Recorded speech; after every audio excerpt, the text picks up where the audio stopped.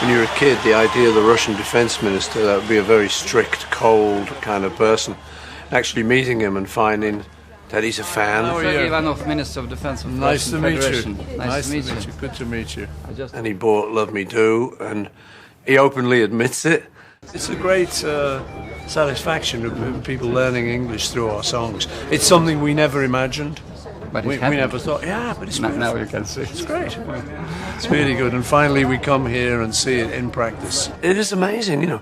In the 60s, we did realize that one day our generation was going to be in power. But now it's actually happened.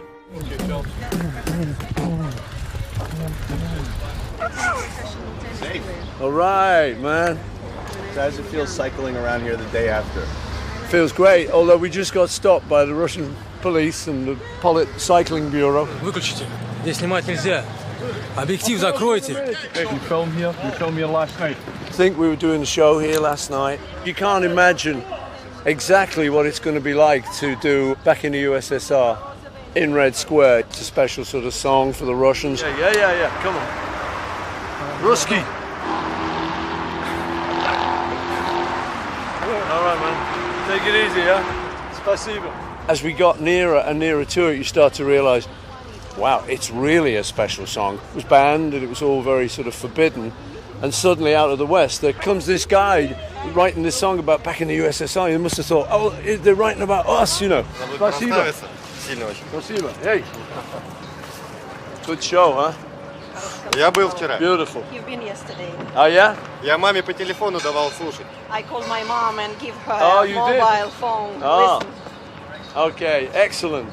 And I think some people wondered whether it was a bit of a Mickey take or whether it was a parody or why would I write something like that. For me, it's just fabulous, just suddenly realizing all of that in the 3 minutes it took to sing the song.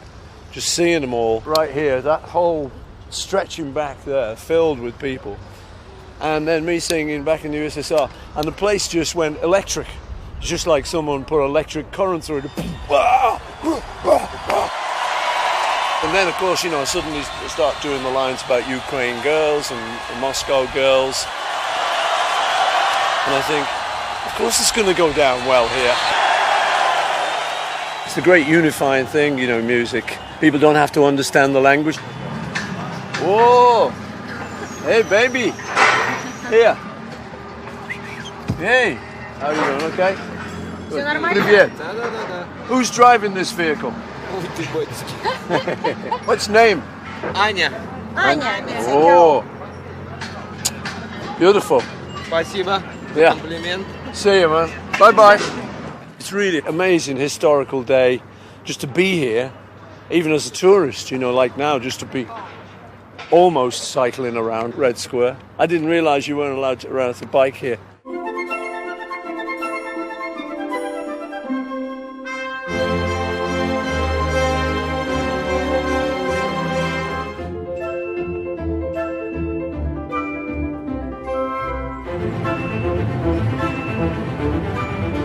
What about tomorrow night now? I mean, do you ever get nervous or do you do something superstitious before a big show? Or are you absolutely in control? We'll see. The opposite happened. It was just like, oh, I'm just so excited. And I think that will probably happen tomorrow. I want to play in Moscow. I want to play for the Russian people. I want to give them something. I know all those years they want to hear the Beatles song sung by one of the Beatles. Okay, and St. Petersburg, this is Private Air 197 on the Paul McCartney flight. We are ready to rock Russia. Привет, русские! Привет! The whole idea of coming to Russia was very special anyway, just because I'd never been to the country and the history and everything. I was excited at the idea. Has St. Petersburg lived up to your expectations? Oh yeah, more than that. The kind of thing I like is this making bonds. That's what it's all about, really. Once they banned the Beatles, now they don't. To be here and just realise that these people have got the same hearts that we have. I should have known it all along, but to actually be here and experience it, you learn it afresh. Hey, okay. Hey,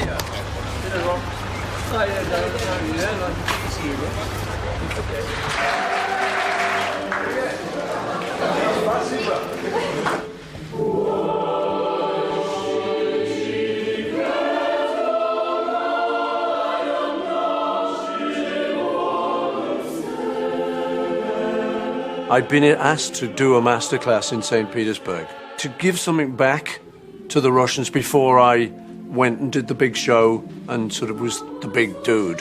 To just sort of go there and just be somebody who was working with their kids, you know. And that appealed to me, that idea, and I'd been asked to do that a couple of years before.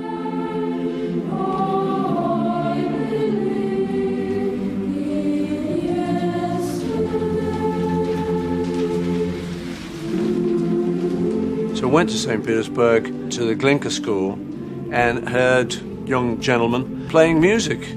Excellent song. Who wrote that song? Very good. Очень хорошая песня.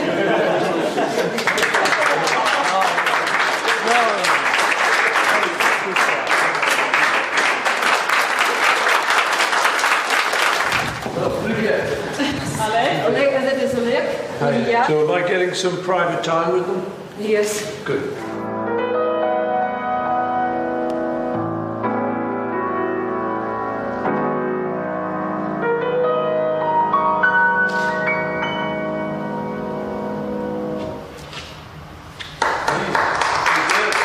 Very good composers. Did you think you made a mistake in the middle there? No. There was one moment I saw your face. He's a little bit nervous. That's why he did a mistake. Well, it's okay to be a little bit nervous because you have to learn to control your nerves. It's a good experience for the future. They all impressed me. One particularly was a guy playing classic guitar. He played a really lovely piece. Very nice, without the music, so I thought, you know, that's pretty impressive, lovely tone, and sounded great. And afterwards I said, who wrote that? He said, I did. I said, okay. That was good. Very good, yeah. Why did you stop him? And when did you write that? Когда ты это написал? Last summer. Last summer. Very good. And how old are you? Сколько тебе лет? 15. He will be 15. Yeah, I wrote my first song when I was 14, but it was much simpler than that. So I wish you very good luck. What you do. And this was your first big lesson in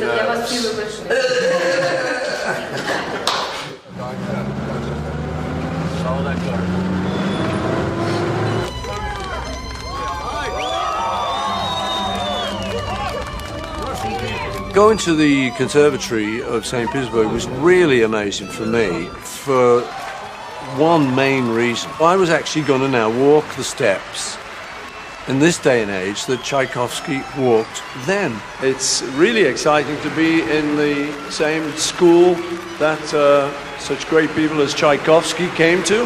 That's fantastic for me. And it was such a huge honor they gave me an honorary doctorate, you know, I mean, wow. We wish you to be our honorary doctor of music.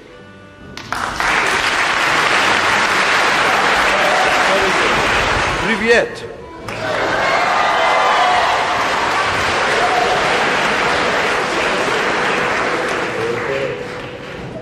Я рад быть здесь. Это для меня большая честь. Спасибо. My wife Heather and I are very proud to be in Russia, to accept this great honor, and we thank you very much. Спасибо.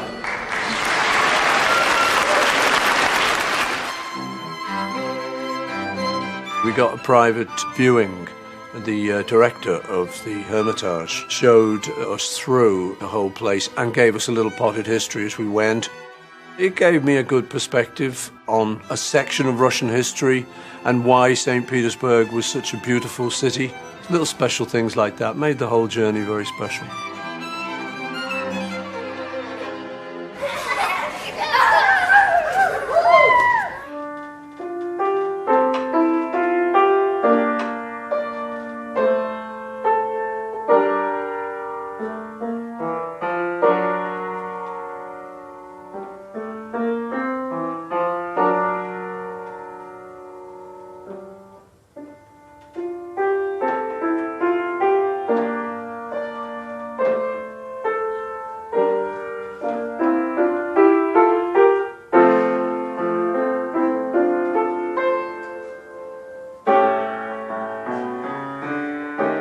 this was actually the original reason I'd gone to St. Petersburg, was to help with this effort, the Meshikov, because these kids are orphaned kids and underprivileged kids, and that was why I really wanted to go there, to help set up this new charity for them.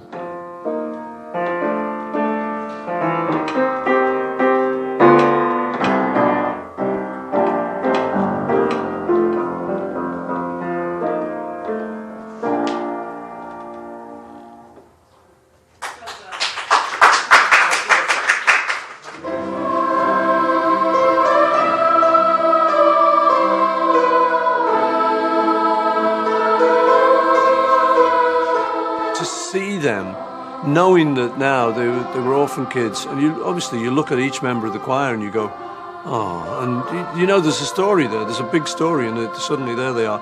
They're singing my song, which is very emotional. It's quite an emotional little song for me.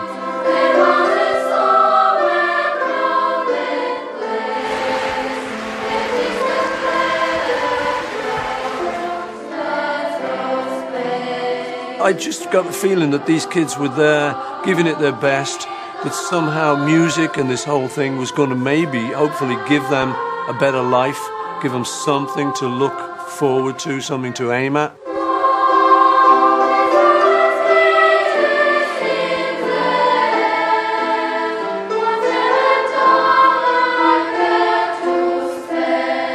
I turned quickly to Heather and she was welling up. I go, no, I've got to talk, I'm not going to look.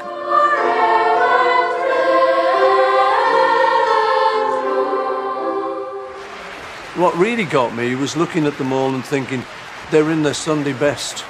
This is it. This is their best outfit they've got on.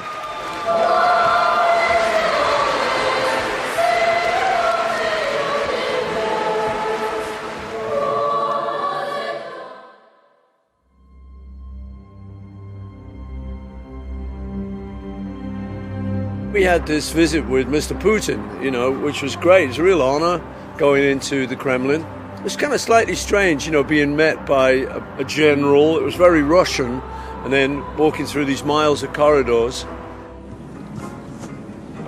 Это то, что я говорил. И вторая машина. Да, 222. Не снимайте, пожалуйста, не надо. But then eventually sitting down, having a little chat with him, which was really nice.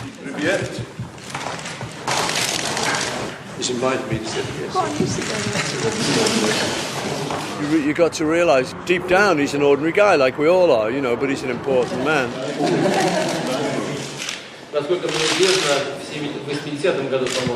You were growing up, did you listen to the Beatles?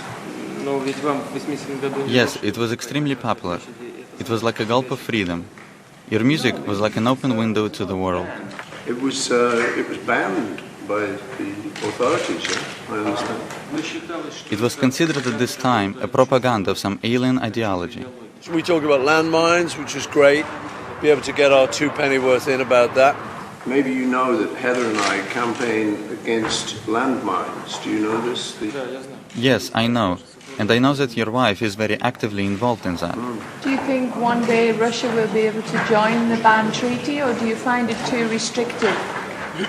I think that anything which is aimed at saving people's lives deserves our utmost attention and support. And he showed us around other bits of the Kremlin. He told us some of the history of the Tsars being crowned there.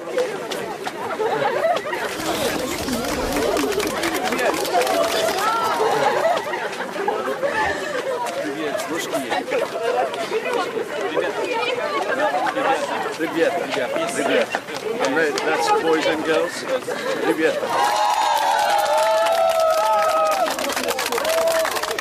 I like to do that, keep it nice and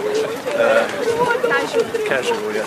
I asked about Rasputin and the lady said, I suppose he must have been around here. He used to hang with them royals. Nice guy, seemed very genuine, like most of the Russians we've met so far.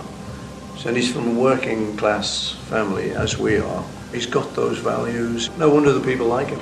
I asked him if he was coming to the concert. I thought there was half a chance that he might be. But he said, I don't think I'm going to be able to make it. So I played him Let It Be. I thought, well, I'll give you a little private concert, Okay, thank you very much. Yes. Excellent. About this problem. Thank you very Okay, much. good. Say Thank hello you. to your wife and your children. So it was just a little gesture. He was very nice. He sort of sat, he sort of applauded.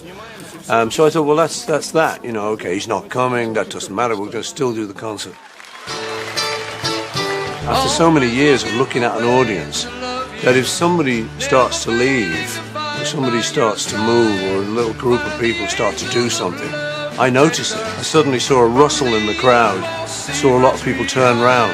And I said, what's that, you know? So I could see a little phalanx of men walking in ahead of someone. So I said, that's got to be him. And the crowd was starting to applaud. I thought, oh, he's a popular president. It's got to be President Putin has arrived.